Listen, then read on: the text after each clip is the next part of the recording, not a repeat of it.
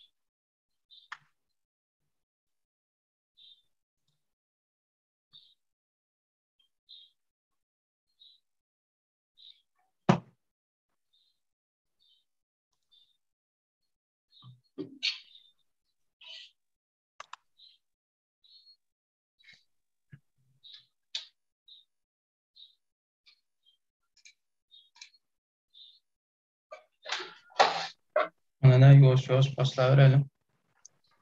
Adamlarım geri verir. Salam men Kadir Nurverdi. Belki tanıyansınız.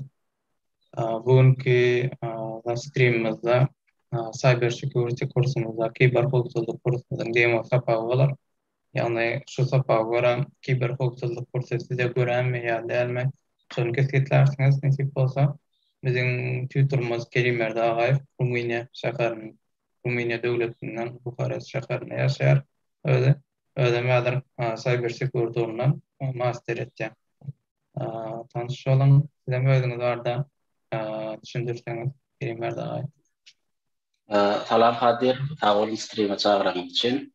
Bugün geçeninde reklam etip paylaşma diyalog bizim Netik Bolsa Cyber Security başlayacak kursumuzda şu kursu toramızdan son edip bilecek zatlardan bir yerini orkacak. Yani ben adar orkacaklardım. Ben öğretecek zatların içinin bir bölümünün içine bir bölüm diysem olur.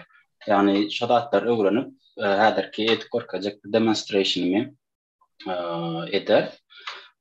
Bunun neymidir demonstration'ı biz bir tane Windows machine kurdum ben virtual box'ta. Sonra biz Linux'tan Windows biz hacklemanı öğreniriz. Onun erkilek yollarının bölümünü öğreniriz. Men screen'imi şehredeyim bir açtım. Açtım. Arkayı ne diyorum? Men yeteyim. Okay.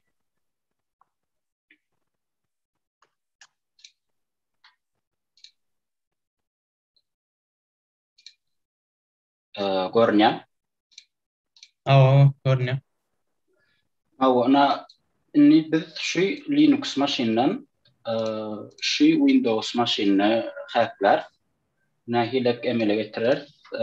Bu görüşme dalar son Windows update kurulan system information'dan görürsünüz.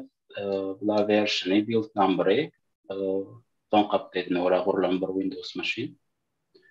Ve biz şunun içine girecek olup kadar financer ve ona da şu Kali Linux maşininden financer.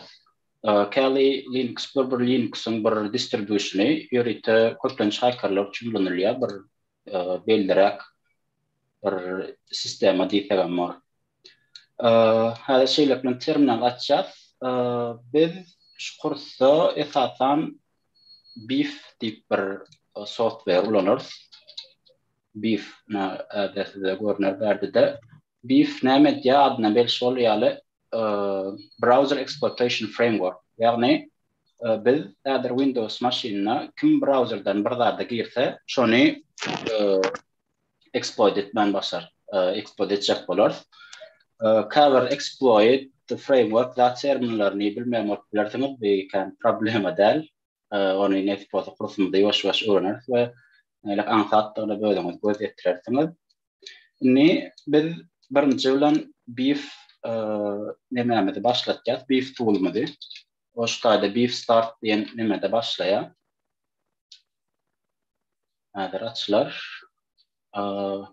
Açıldığına verdi beef servisinin statusunu orkadya aktif ve ben adır şu adresleri browser'ımda girsem. Okay. Browser'ımda girsem bana bir sanak beef nemesini açıp verir. Bu görüşümüzü alıp ben biraz zoom edeyim. Okay.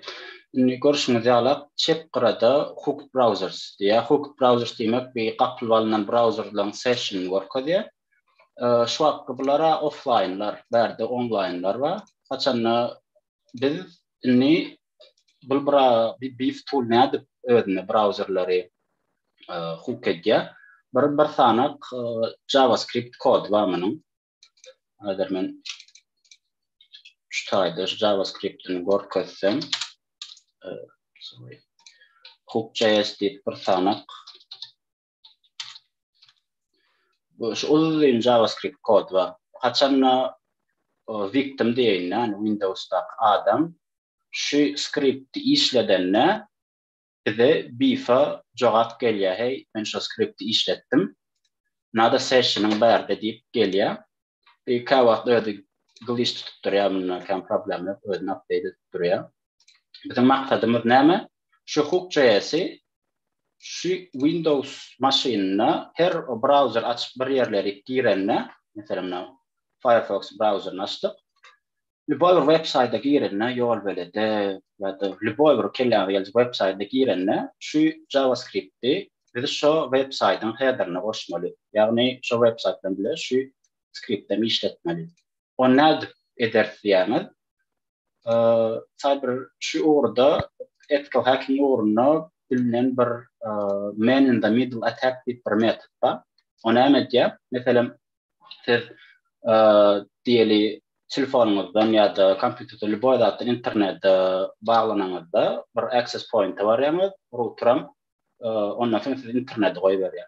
Man in the middle attack ne medya? Sen ortada duruyor. Adının belli var. Man in the middle yani men hacker ortada durup var. Mesela sizden router'a ya da access point'a barın komünikasyon hemmesini mümkünden geçe yani men router olan victim için ve router için men victim olan. Onu ne edip yerine getiriyor. Ben ona bir cmd komandını var kadar. Mesela mağdur gelin bir Windows maşininin IP adresini verelim. Okay, IP adresimiz 10.25 gateway'imizden şu gateway dediğim conference router'a multiple inni ARP deyip bir command var. ARP ne medya? Şu benim network'ımdaki hem bağlanan device'lar görüyor ya. Mesela görüşmede alıp la router olup duruyor. Bir device 2-3 ton 15 deyip bir device var. Inni meneyem verdi öz nemem adresini bilen Kali'daki Linux'daki adresini bilen bir 10.15 yani Windows'ta görüşmüzyalık şul MAC adresim şu. Şimdi biz ne edecek oluyor? Biz Windows'a diyoruz ki şul adres tenin için router olsun diye. Yani ben ara geçecek. Aranı geçeceğim olsa men şu tayda duracak ve içindeki merakları mümkünden geçsin diye. Okay? Şimdi onu etmek için biz ne edeceğiz? Onu etmek için Kali Linux'ta yani Copy Linux versiyonuna bağ bir belli Bettercap dip bir tool var. Duran görkezeyim ben. Bunlar ayrılmış aktörlerin. Bettercap dip bir tool var. Aşağıda yap görkezeyim. Bettercap ne diye? Şu an ben Bettercap başlattım. Yönümünü başlatacak değilim. Help dokumentine gerektim ama. Linux'un qoğdadı, mesela bir komanda ne yani bilecek olsanız, şu komandan yazıp birine help yazsanız, bir topar informasyasını çıkartıp veriyor şu neyim hakkındığını. Kadir görünüyor demiş zaten o, iyileşlerde görünüyor yalı. Görünüyor. Okay, cool. Inni diyelim Bettercap biz ulanmak için ne etmeli olacağız? Bettercap'ta görüşmede yalı birinciden bir interface'imiz bellemeli. Interface'imiz bizim neyim oluyor? Interface'imiz görüşmede yalı. Şu ETH0 bir interface ile işleyen bir yani internette şu an bilen bakmıyor. Ondan sonra bize gerekli atlar içindeki optionlar olup duruyor. Yine yamanına bir cover optionları tayarladım. Yani vakit yitirmezdiği için. Ve size bu optionları bilmenize gerek yok. Ne edeceğini, komandalar ne edeceğini siz özünüz men kursada atlasam öğretiyorum. Ben şu optionları belirledim. Şu an netprobe, IRP spoof, DNS sniff, local to show. İnsanlar IRP spoof ile net sniff'i yani emmi trafiği alıp duruyor. IRP spoof yani ne alıp duruyor? Yani görenimiz ARP, şu ARP table'larına. Şu ARP table. Biz şunu ağlamalı. Benim şu settings'lar ulanıp Bettercap bilen alacak bular. Onun için ne edeceğiz? Bettercap biram tab'a bassanız şu komandanı ödem doldurup duruyor bir kömek edeceğim burada. İnternet iFace'imiz belleyiz. ETH01 tamam caplet bir da var Bettercap'ın bir optionu. Bunun sonunu bilmenize de gerek yok. Ve spoof cap yankı gorkodan şu şu configuration'larını almalı olacağım. Ve enter'a basamda burada ARP spoof full depth duplex işletti. ARP spoof enabled işledi. Şu bizim local traffic'imizde yani siz mesela evimizde olsanız evimizdeki yani şu internet Wi-Fi'ye da kim bağlı olsa şoları internete bağlanacağım olsa hemmeti sizin üstünüzden geçikti yani kim neyime bağlansa sizin üstüne geçikti. Ne bu da yankı O02 O025 bu da yankı bizim nemedeki görüşmede yani Windows'umuzun IP adresi. Şu qoğucu isterim ona yani Bettercap işletmekten bizim router'ımız şu IP'si physical adresim şu. Bizim yani Bettercap işlettik. İnni ARPA'yı yine tezden başlatsak iyam router'ın MAC adresi ütkodi. Ve nemeden görüşümüz yalık olmayışın MAC adresine den. Ya şeydi ben biz local network'ımızda ARP spoof deyip bir küçük atakarını amala aşırdık. Ve şu computer men şu Windows maşinine neme bağlansam şu computer'ın üstünden geçip yani şu tadı da görürsünüz. Mesela görkodeli. Okay. Mesela bir tane website var. Ana arkada yem görüntüne işlep başladı. Walmweb.com diye bir yani vulnerable olan bir website. Oradayım biraz. Görüşmede alak aşağıda var alınan requestler, rahatlar emme dadı mümkünden geçikti. Görüşmede alak. Mesela bu site HTTPS bolmadığı için yani secure bir website bolmadığı için men login bir da istemem. O da mümkünden geçikti. Mesela şu tayda bir tane login bir yer olmalı. Login. Mesela username yol velet.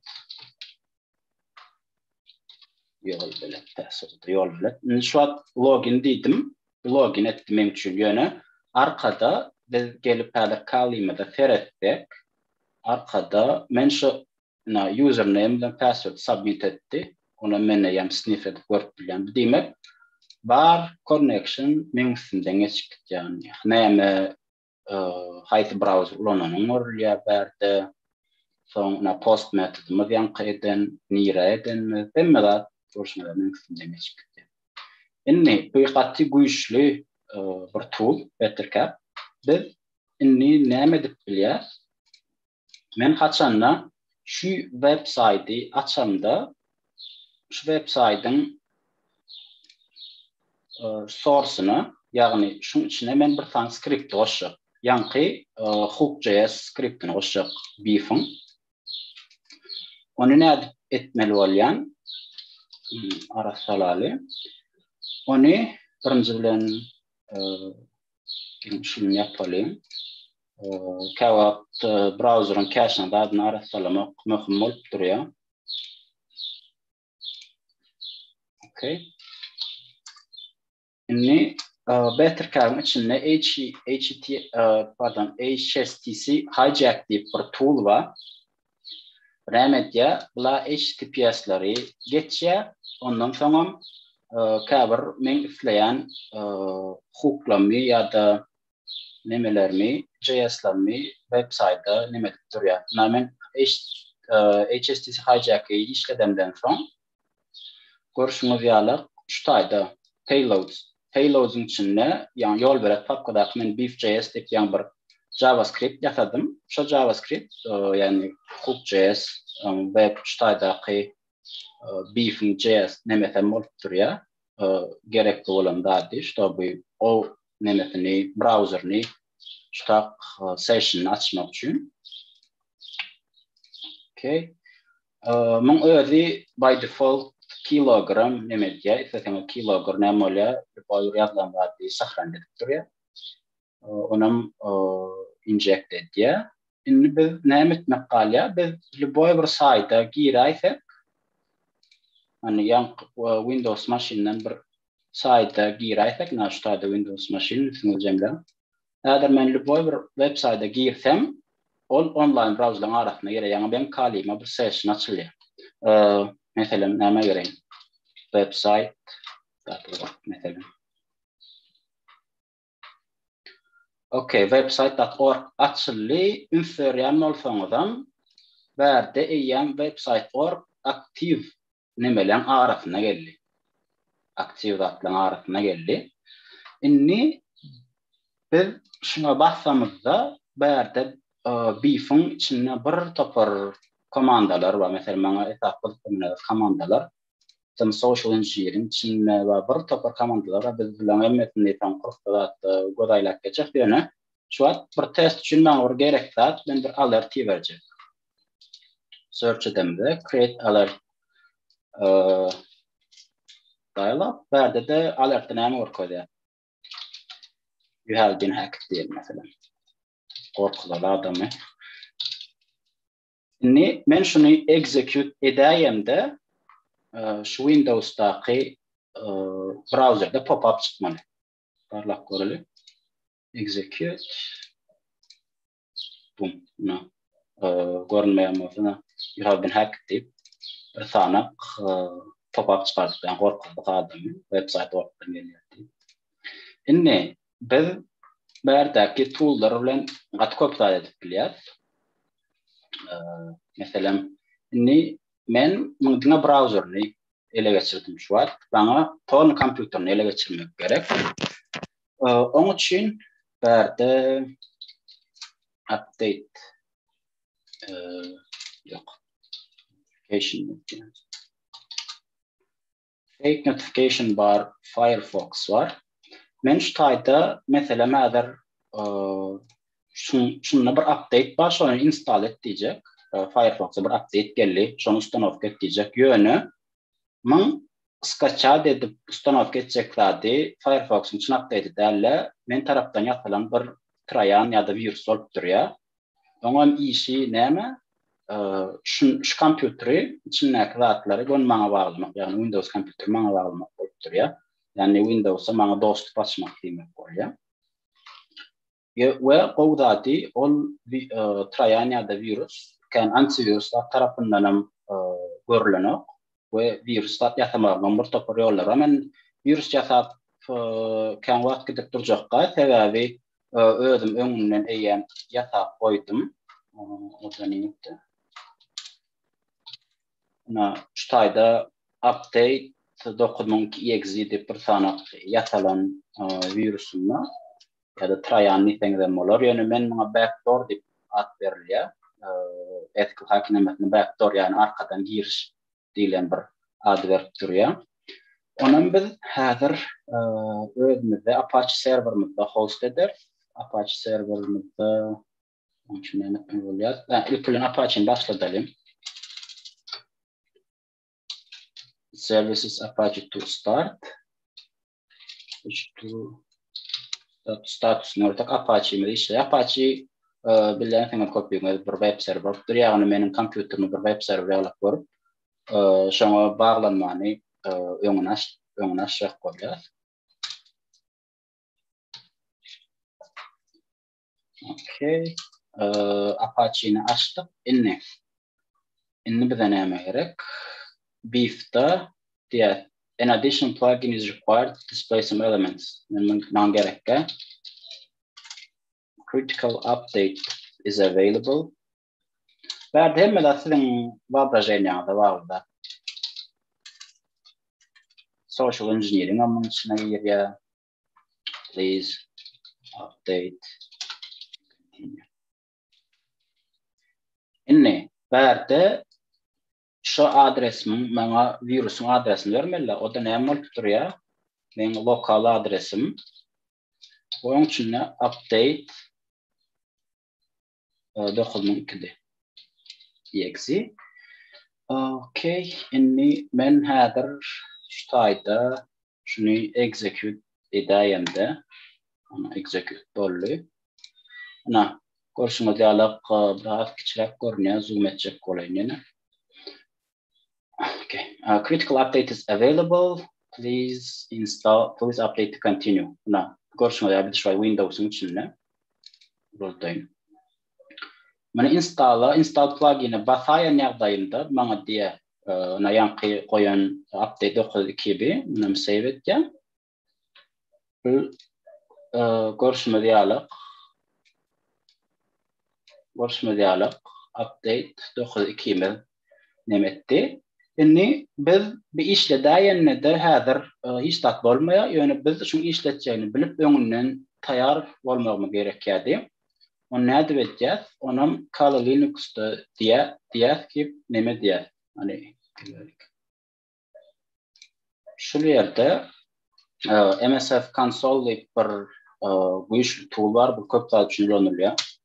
Kurtada da görürüz. Ben prosta ne edecek? Şu Excel işlede yani berik bana signal ver diyecek. Onun için ben etmeli birinci adım listener yani dinleyici bir portumdan dinlemeli. Men berde adına yöne yerden neme diýmedim. 9002 diýmedim. Näme koýsaňyz da bolýar. Seseňiz bir icon'y bir koýsaňyz bolýar. Gatköp da edip bolýar. Virüs Trayan ýasanmakda. Ni biziň etmeli zatymyz biz şul baslaýanyny dinler ýalyk bir sanak listener goýmaly. Onun için näme diýär? Siz bu komandalar emmetini bilmeňize gerek ýok. Kelläňiz garşyryp oturma. Kursda da emmetini görüp öwrenirsiňiz. Onun için biz näme berip bolup durýar? Exploit multi-handler gerek bolýar. Okay. Bundan soň bize payload gerek. Set payload to the Windows.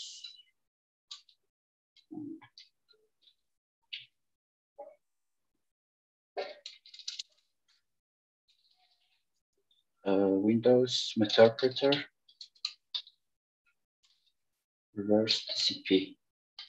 Bu komandalar bilmenize gerek yok. Ben prosto şu an özümden etken. görüşüňiz ýaly ştaýda L-host we L-port diye. Men L-hostumy öz kompýuteryma goýmaly bolýan. L-portmam men 9000 kawara ýatapdym birisi. L-portmam şoňa gora goýan.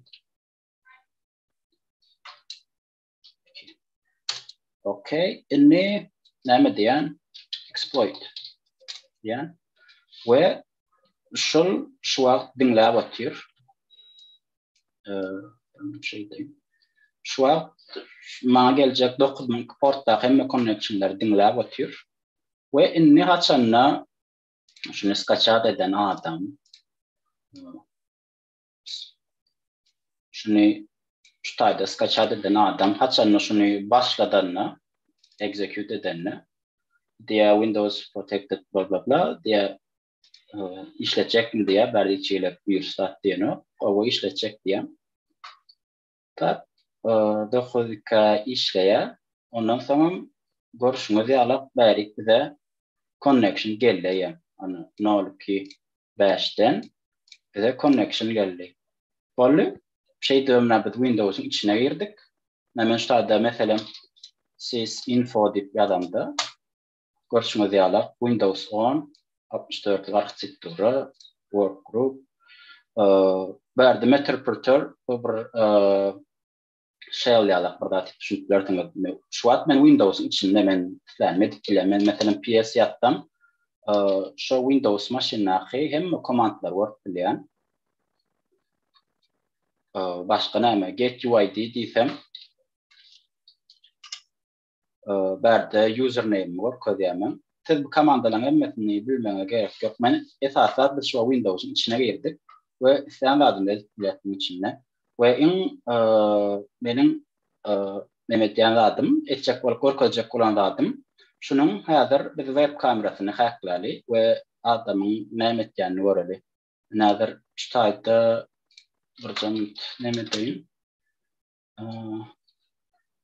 Nämemin virtual box bir kamera baglaýyn. Ýanynda bir telefon kamera baglaýyn. Okay. Şu telefonumdan kamera bağlanmayı, nem şundan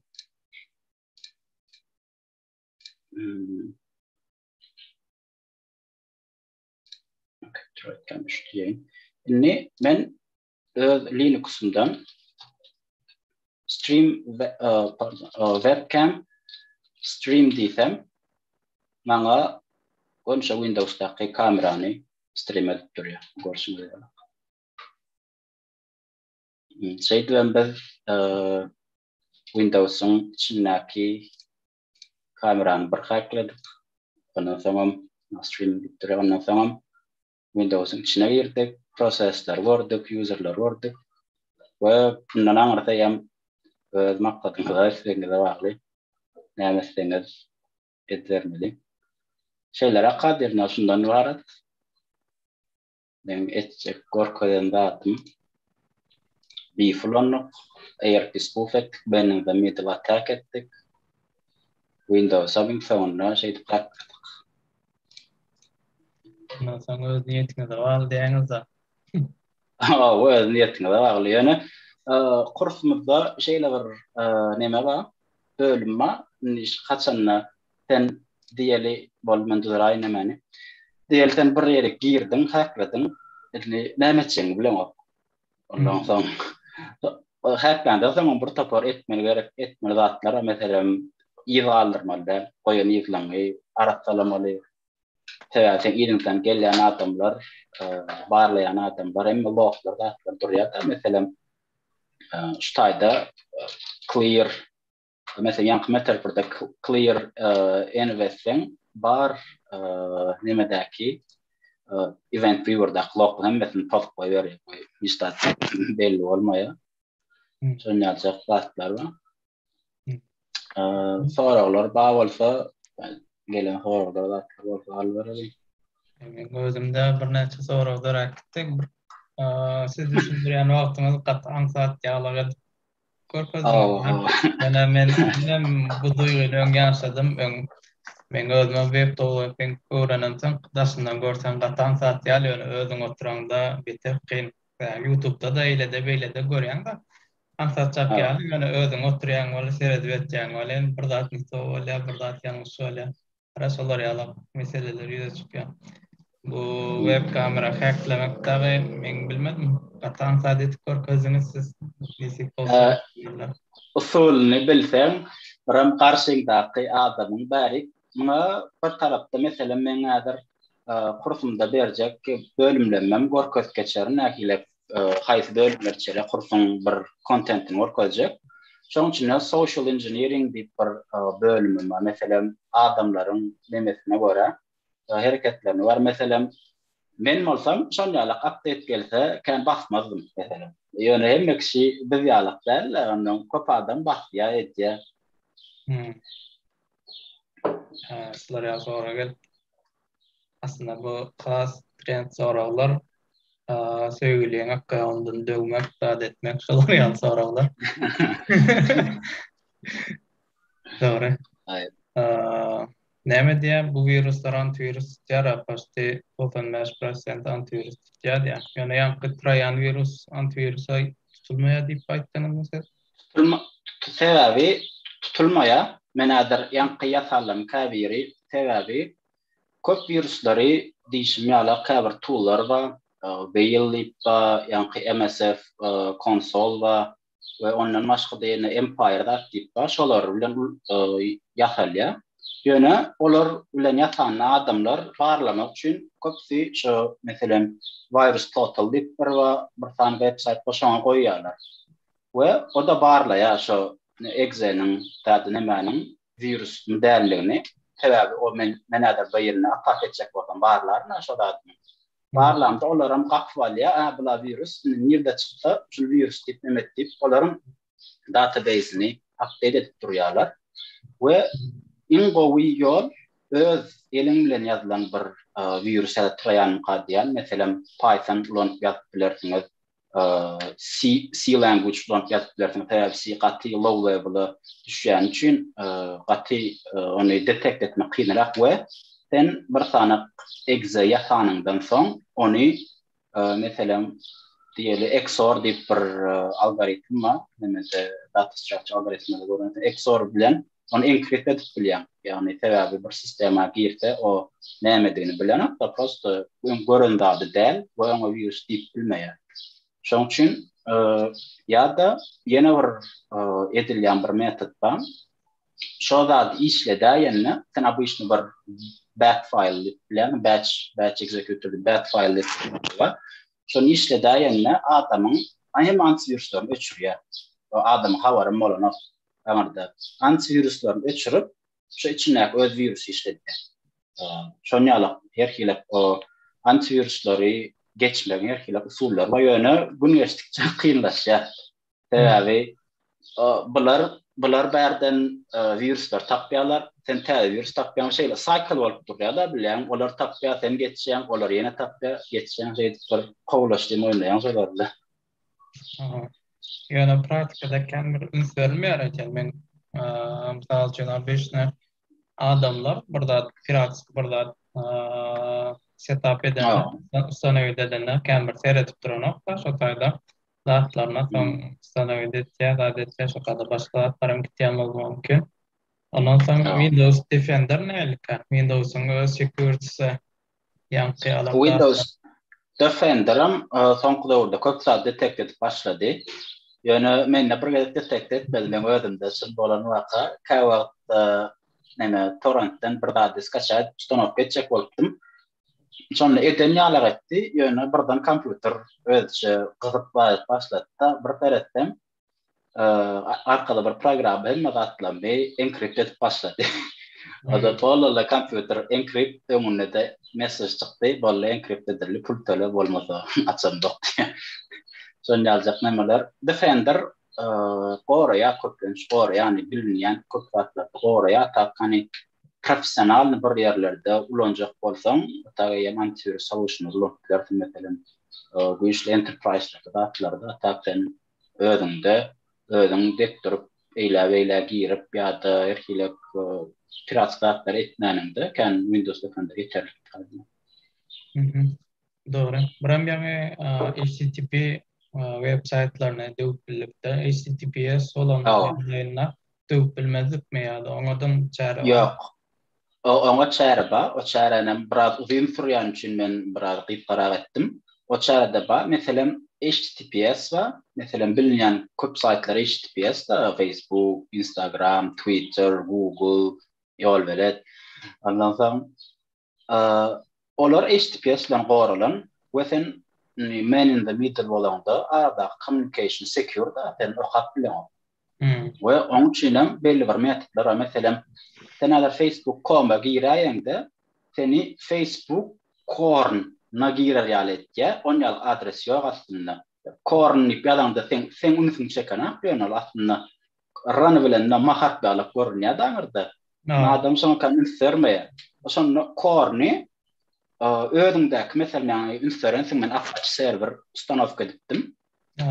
Ne mesela DNS spoofing diye bir atak yani DNS mütközsem adam любой bir website'da girenle men listindeki website'lara girenle olara gitmesine men Apache'me üstünlük bilýär. Men Apache'mde de yani fake bir Facebook ya da любой bir adamın nemesini atýan. Şu taýda nemetdik get. Bir neme men kursumda ba şu HTTPS'ler nädik geçmeli. Son cover kampanyalar vatlar güýçli bolan üçin olar HTTPS'den soň HSTC diýip bir zat bar. Ol şonu bypass edýärlerim nemetme üçin we olaryň bypass etdiň cover ýollar bar. HSTC ol HTTPS'den biraz üstünräkde.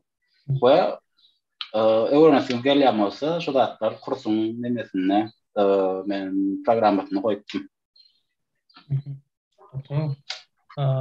Onu bizim cyber security kursumuz var da biraz görünmere prezentasyonda maç. Oh.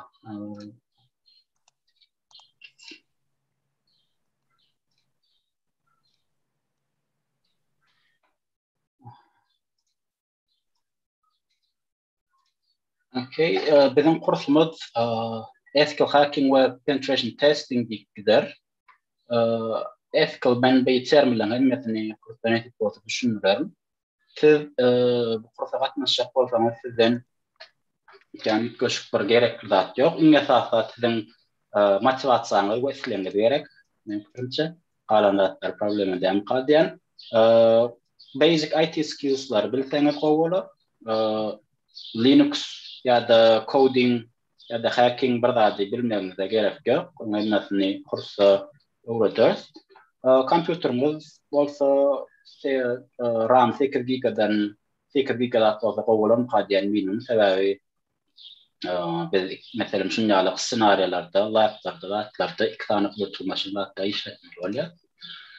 Operating system hiç yeri tap diyor. Öyle ne comfort'un duyama from Windows, macOS ya da Linux tap diyor.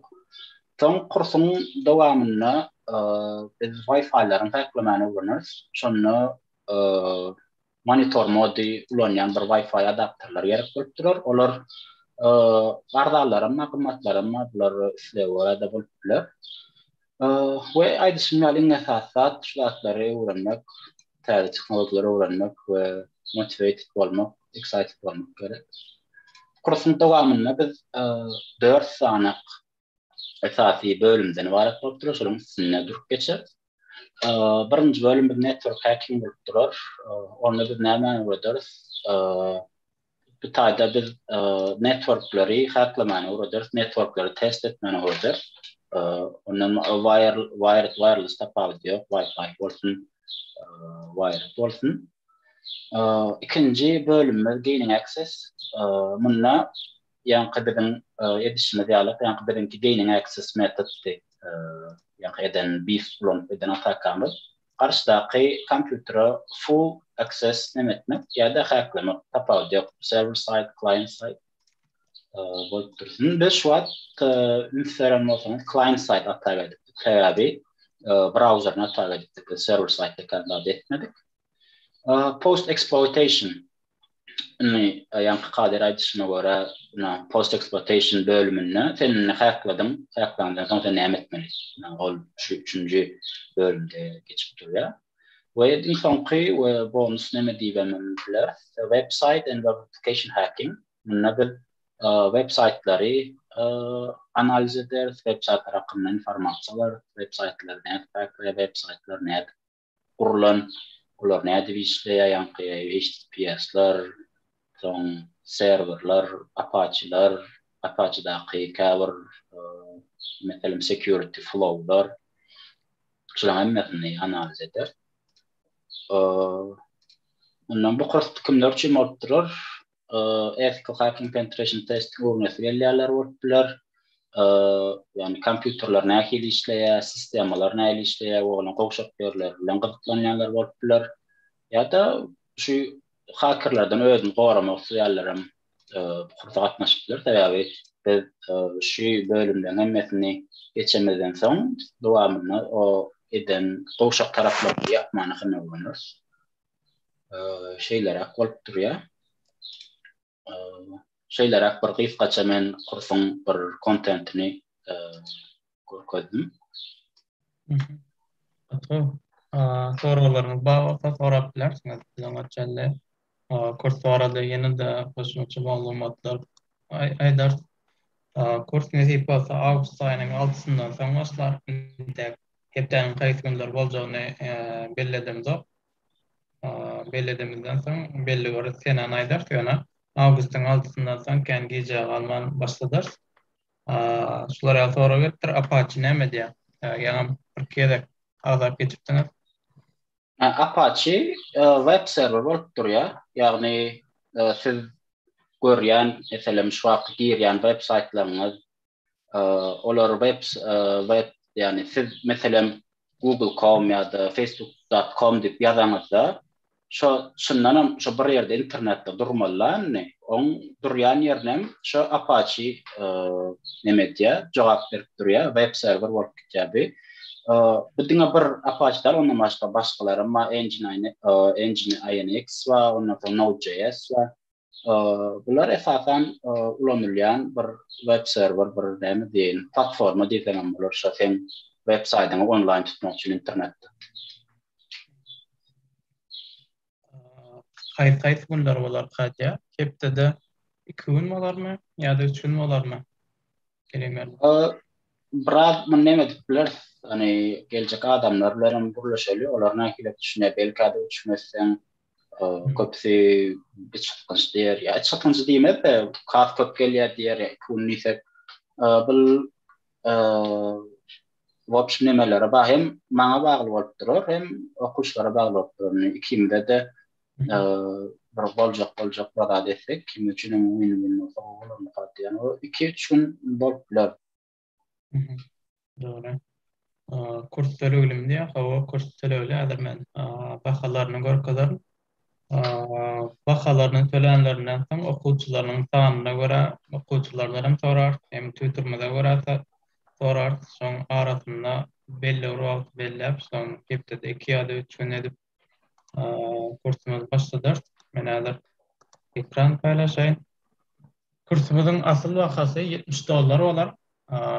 Ýöne şu günkü demo sapaga gatnaşanlar we tanışlaryňyza aýdyp bilersiňiz. Eger bir güniň içinde töleseňiz $49, ýani $50 töregende 30% skilka bilen arzanda düşülen төлep bileňiz. Şuna 23-i ertir aýyň 24-üne çelle sagat sagat bilen 9-a çelle төлep ýetişseňiz $49 akap bilersiňiz. Kursumyzyň dowamlygy 20 saat bolar.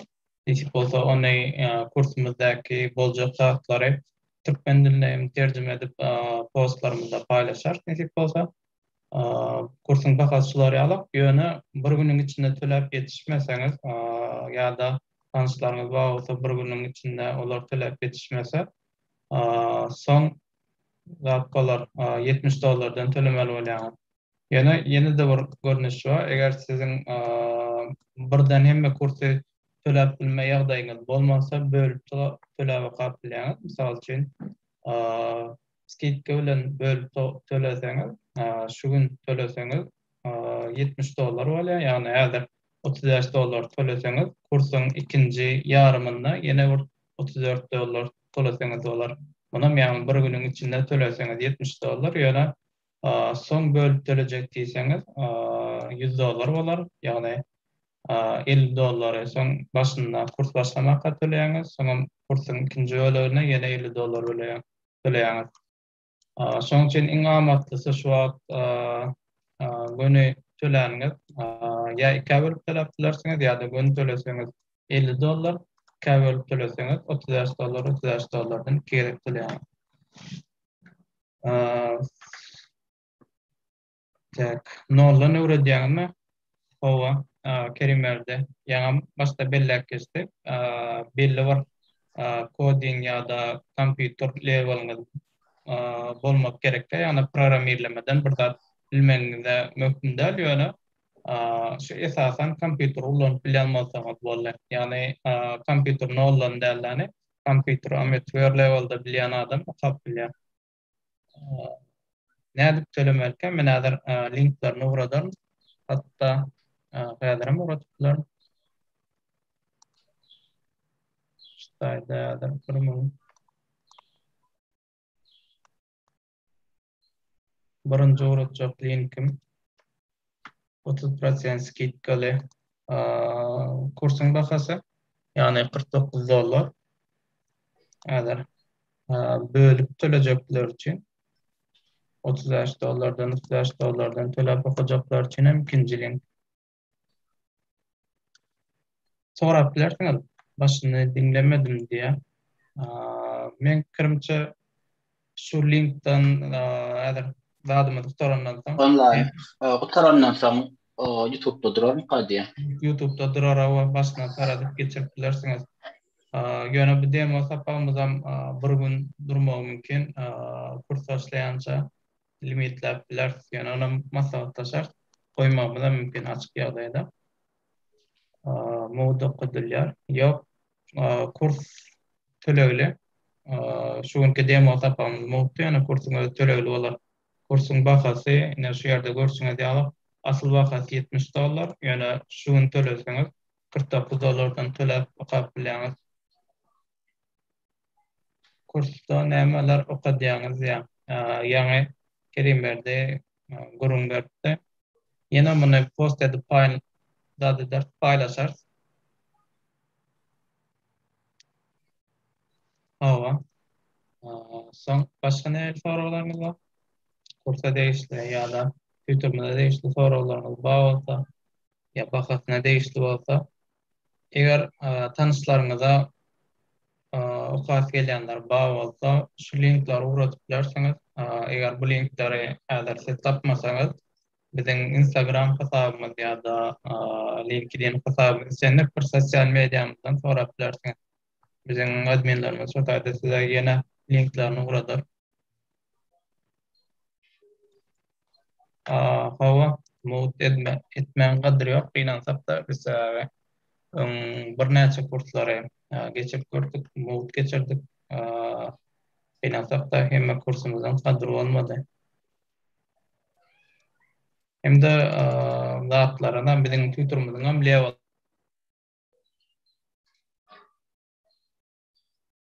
Sesin bitti Kadir.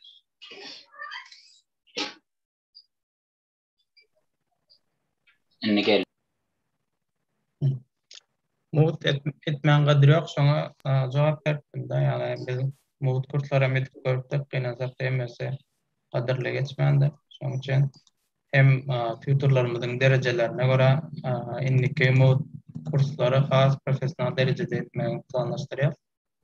Ondan soň şular ýaly kursyň bahalary, ýagny ertereçeli tilap etseňiz bir günüň içinde $50, asyl bahasy $70, eger kursy bölüp okajak bolsaňyz $100, eger şu bir günüň içinde $30 tilap etseňiz kursy ikiye bölüp $70 okap bilýäňiz.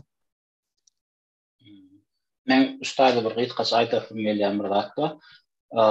Bu kursa meselem diýeli sen diňe bir zady haslamany dälle şu kompýuter IT sferatyndan köp zatdan bilgiňiz bolar kursyň soňunda. Sebäbi men muňa içinde başlangıçta networking ama öğreteceğin ondan sonra networkingden sonra mesela web infrastrukturasına ilişkiler yani website'lar ne ilişkiler o mesela HTTPS connection'lar şolaram baştan ayak hemmetini geçmiş olan şeydi ben sizin köp sferada bir her daktan bir bilginiz bolýar kursun sonuna we men fikrimçe bir atga mümkinçilik qadiýan we bu qas low level'dan yani az düşürek level'dan özümem düşünürmäge inanşam ne hit bolsa gowulan qadiýan.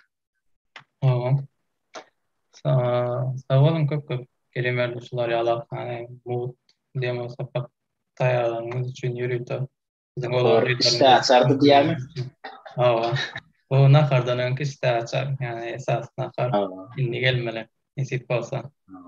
Onda şu günden 6 Awgustda çelli yazılıp bilýäňiz. Ona çelli nesip bolsa 2 hepde denen köprak wagtyňyza nesip bolsa yazılın.